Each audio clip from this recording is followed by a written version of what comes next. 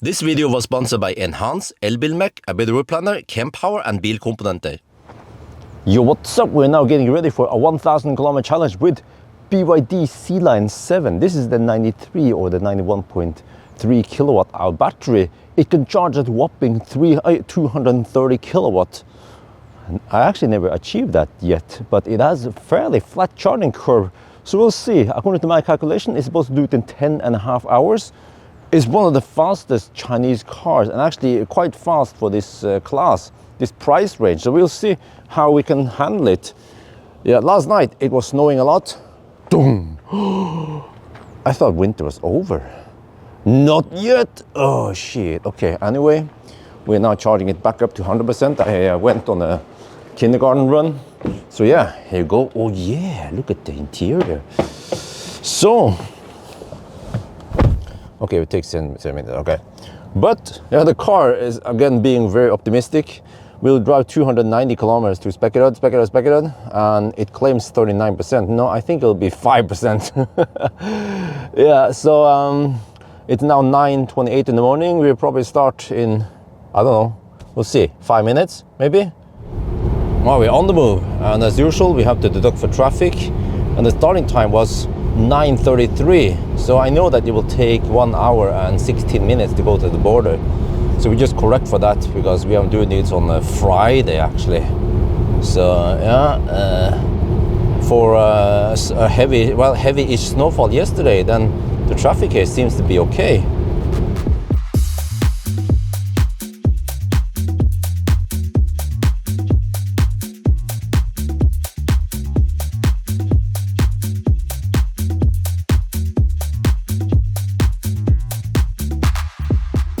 We are now at Svinesund and the time is 10:58, which means we spend 1 hour and 25 minutes getting here. Wow, it's supposed to take 1 hour and 16 minutes.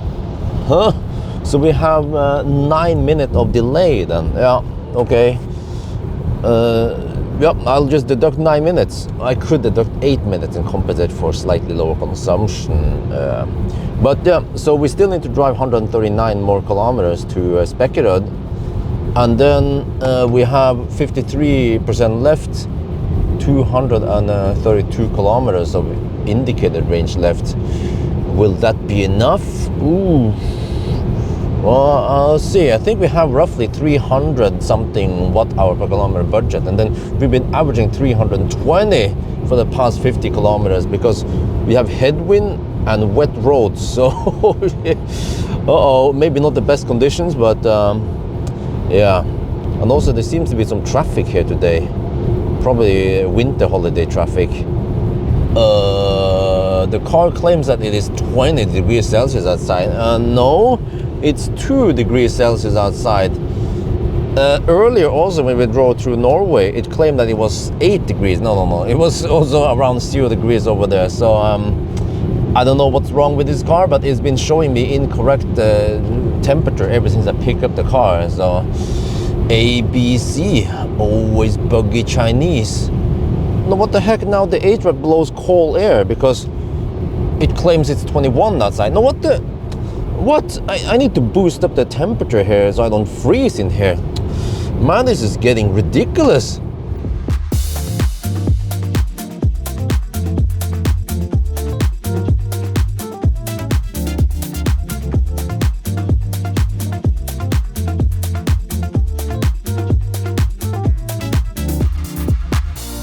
Oh, we're getting close to Uddevalla now. We are still 77 kilometers away from Spekerød, and we're down to 27%.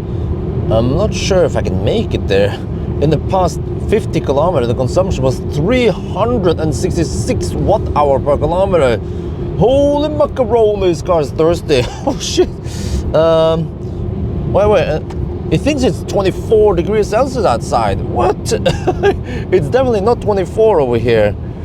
Okay, might have to bail out earlier. Let's see what I do. Yeah, but the turnaround point is going to be Spekerød, so we should charge there anyway. Okay, we'll see. But you see, HVAC is now 29 degrees Celsius, so I don't freeze in here. And you see now we're using auto steer. You can see on that icon there. This is just the lane departure warning or the emergency lane, which was disable that shit. It's annoying. But auto steer is active. But 120 here is 116. Actually 121, 122 here is 116. So when you increase the speed beyond 120, then auto steer will suddenly stop working. Go a little bit faster. Barely legal speeds. There. See? Now it's not working. So if you cruise at 130-ish on the speedo, that's 124. So that means that you can use auto steer at around 115 kilometers per hour GPS speed. Is that acceptable in Germany?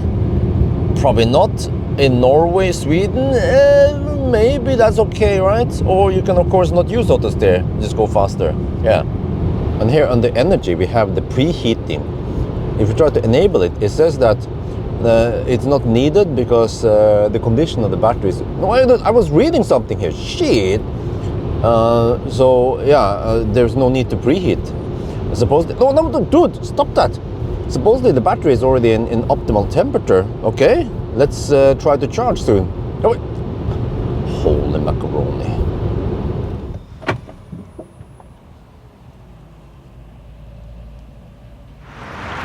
Welcome to Circle K Hogstorp.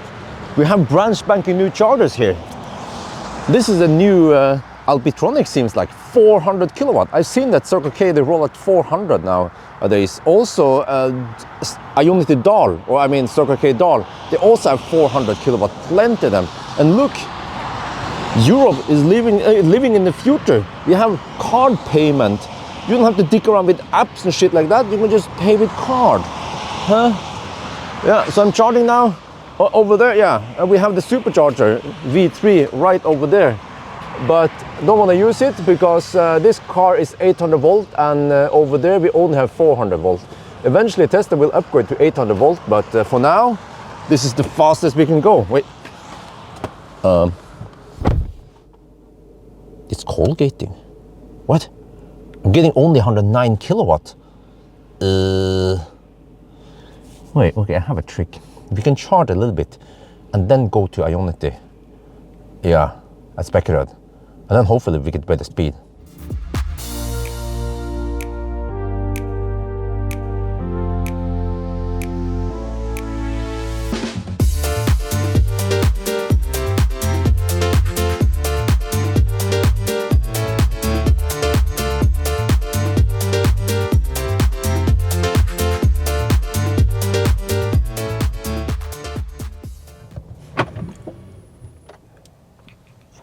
.3 and 16.2. We are now in Spekkerud. I had a handshake problem on that side. The strange thing is that, you know, I was holding the plug as I normally do to ensure that handshake works. And then when I saw that it started charging, I let go. And then it stopped charging immediately. But when it unplugged, I could smell fireworks. Oh shit! DC current just cutting like that. That is ditch safe. But yeah, at least now we are charging. I plug it in on that side, and this time I didn't touch nothing. I'm just kidding. But yeah, now we're getting 125 kilowatt. It seems like the car wants to Colgate on purpose because eventually it will rapid gate, just like the other BYD Blade batteries. Okay, interesting. Oh, the power. Turn off HVAC now. So the cooling has started. Battery cooling just started now. We're still taking only 126 kilowatts. But when we look in the app reports 23 degrees Celsius. And I know from Tang that this is the min temp. So once this hit 25, then we get better speed. And then also past 35 or around 30, 35 is when we get over 150, 160 kilowatt. Yeah, now we can hear the AC running. Okay, so this is just, actually this is the optimal way. Yeah, unfortunately I don't know the max temp, but you can assume that if this 23 in the min temp, max is probably around 35, and then it will probably rapid gate at 51, 52 degrees Celsius, just like the Tang also. Okay, I went to the restroom at Circle K. I bought a big banana. And yeah, we're now taking 137 kilowatt at 45%. You're thinking, what the heck, man? This charging session is ruined. Well, actually it isn't. It's supposed to be like this. The app now reports 29 degrees in the min temp. It is slowly heating up, but you can hear the cooling is still working.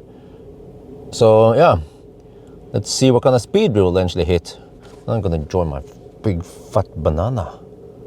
Oh yeah, now we're cooking 179 kilowatt.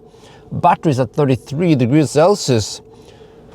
Wow, the Chinese, they copied fat e-tron. It is thirsty, it is quiet, and it charges like a boss. It starts throttling slightly now.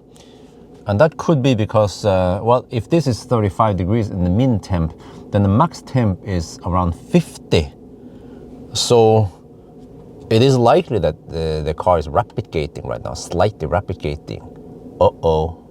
Even with the latest and greatest platform 3.0. You see? Well, just like every time now, it will throttle at 75%. There. 38 degrees in the min temp. All right, I think it's time to leave. Next stop is going to be Ioniq Rygge. That's whopping 187 kilometers away. It should be possible because we have tailwind now on the way north, and we actually charge to 75%. Normally on 1,000 kilometer challenge, I would charge to around 50-60% on most cars. Okay, it's time to leave. This happens every time also. At 79%, it plummets. So that was 29 minutes. Okay, let's check if we have any power limit. I put the car in sport mode. You can see the flag there. And then normally we get around 400 kilowatt. What about now? Oh, full power. Wait, that means no overheating. I stand corrected. Wow, this is a wonderful platform, wonderful upgrade versus before then.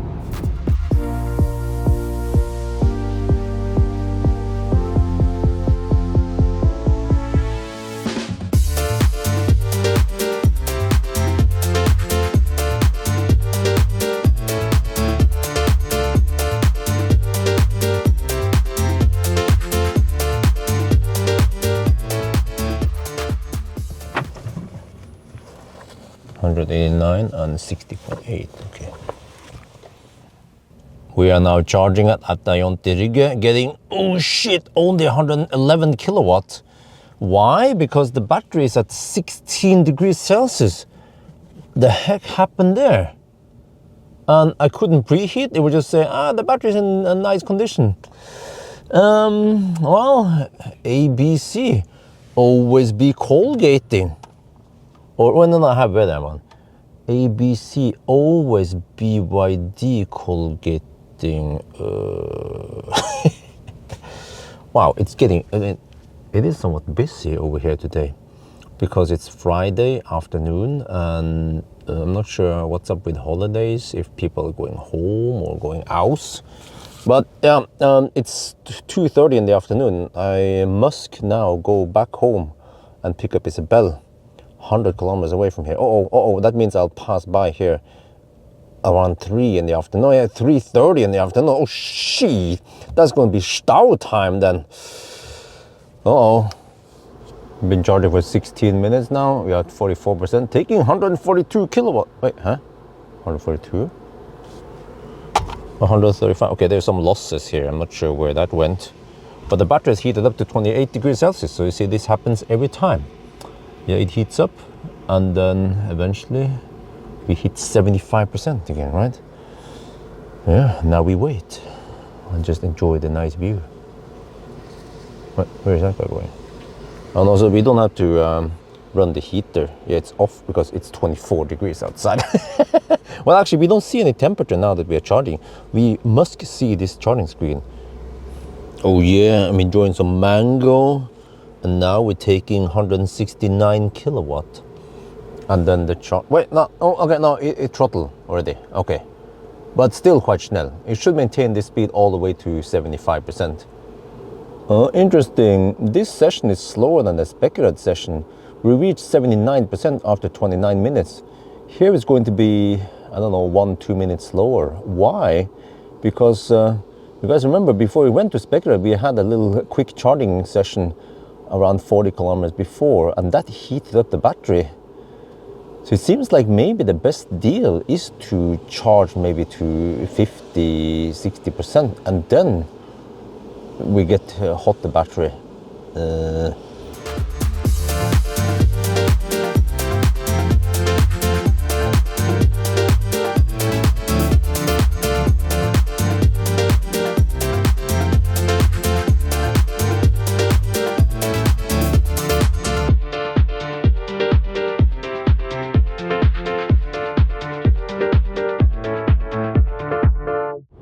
Oh, great news. There's less traffic today than usual because it's a winter holiday. So we should be in Jessheim around 4. Yeah, I could go more, but I'm not sure. Well, actually, I could drive a little bit more, yeah. I have 57% battery left. It's getting colder now. It's only 13 degrees Celsius over here. So I have to lower the cabin temperature to 27 degrees Celsius only. Oh, man. Okay, let's see then. What do we do at Jessheim? Okay, whatever. We'll just bail out here. The traffic is way too annoying. Yeah, lots of left lane huggers. But we have 52%, 585 kilometers done, and well, it's 12 degrees. Time 15:58. 103 kilometers, 24.9. Oh, and the battery is at 16 degrees Celsius again. Yeah, always be cold gating. It's almost 11 now, and you're finally ready to go. So the south loop we took earlier today, they have some maintenance here, to my big surprise, because it's Friday night. Do they have maintenance on weekends also? So there's some slowdown here and a detour closed road over here, so I'm not keen on that. Larvik route could be another alternative over here. But the problem there is that it rains a lot in there. So the north loop here is the best loop. Okay, a little bit back and forth, but at least not too much crazy rain. The only problem is we have to just pass through that rock slide area. But I think that's fine now at night, and also over here. But it was also fine. We just pass there and we stay on the north loop here. Just a little bit back and forth. And then we also, okay, we check the clock once we hit the motorway. We check the distance once we hit motorway. And 53%, yeah, close to what we had. And then actually the battery has been heating up in the garage at 21 degrees. Yeah, all good.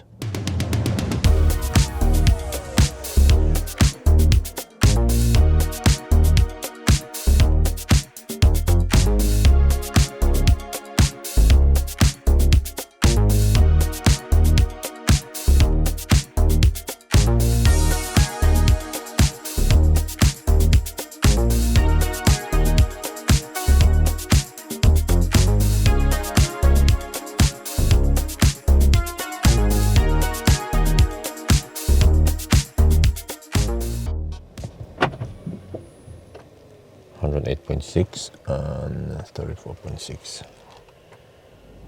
We are now charging at Ioniq and we are taking only 102 kilowatt. And then when I check the app, the battery cooled down to 14 degrees Celsius. What the heck, man? Usually the tongue had problems overheating the battery. This car cold gates. Well, there's nothing else we can do, right? And over here at night, at midnight, Friday, there's nothing to do because everything is closed. So maybe not the best location. Well, at least no one is charging here. Oh, the car is nice looking. Wow. So, yeah, everything is closed here. I guess I'll just chill in the car then. This is strange. It's charging slower than earlier today. At 64%, we should get 150 kilowatt. And then just before I shot the video, we got 130 kilowatt. So I'm not sure what's going on. Battery temp is 35 degrees. Max temp could be over 50. Wait, is it overheating now? Because earlier, okay, I had a heater on for around 5 minutes, and then I saw that the power battery intelligent temperature management system works. I said, oh, okay, let me turn off the heater. So maybe, oh shit, what the heck? Yeah, this is a clear indication that we have hit 52 degrees Celsius. Oh, man, because I was sitting in a car and I was freezing. Now I turn off the heater. Dude, means that if you just happen to want to sit here in winter or summer, that's even worse, don't run the AC because you're going to overheat the battery. Okay, I need to calculate how much I need. And then, yeah, we're probably not going to charge to 75 or 79% this time. Look at the wiper messages here. There's a front wiper off, okay, that's fine. Front wiper auto 1 wiping. Auto 2 underscore, what? And then we have here a low underscore speed, What? This is what happens when you let ChatGPT write the code for you.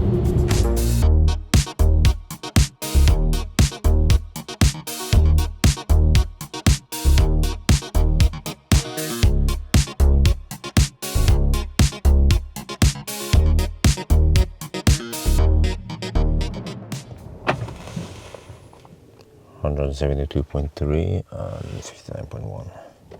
This is it, the last charging stop. We are taking 118 kilowatt. Okay, that's better than previously when we disconnected batteries at 19 degrees Celsius. All right, all good. Well, I used the truck chargers. These are 350 kilowatt. I could have used these instead. They are 200 kilowatt because I've never seen more than around 170-ish kilowatt. Even though the car is supposed to support 230, I'm not sure how I'm supposed to get that speed. So, all right, whatever. Let's go over to Circle K. We have to walk a bit to get there. I'm having a Circle K kebab, or a Circle Kebab they call it.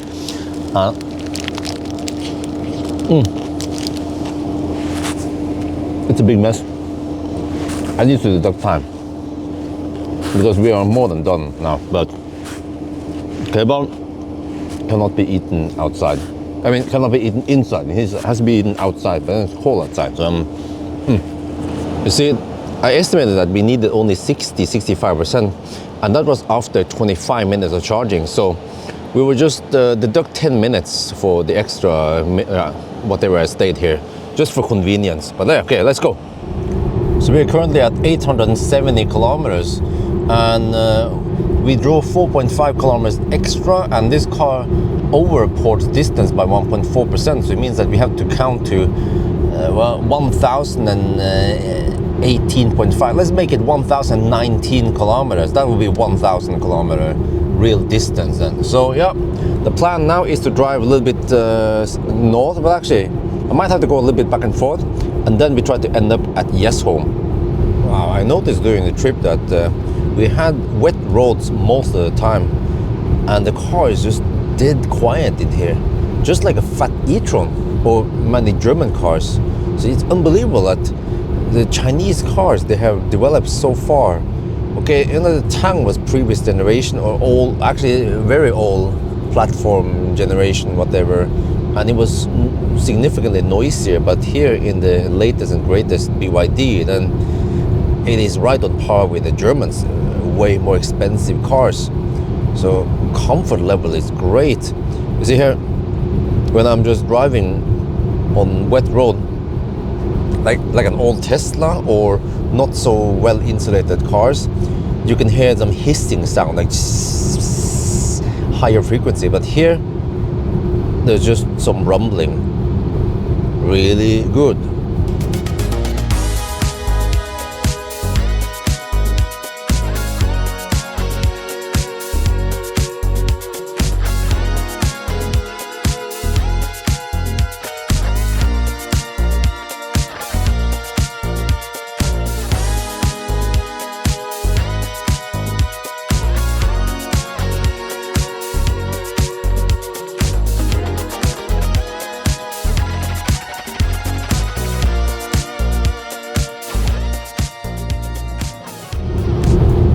almost home and we are almost done with the challenge.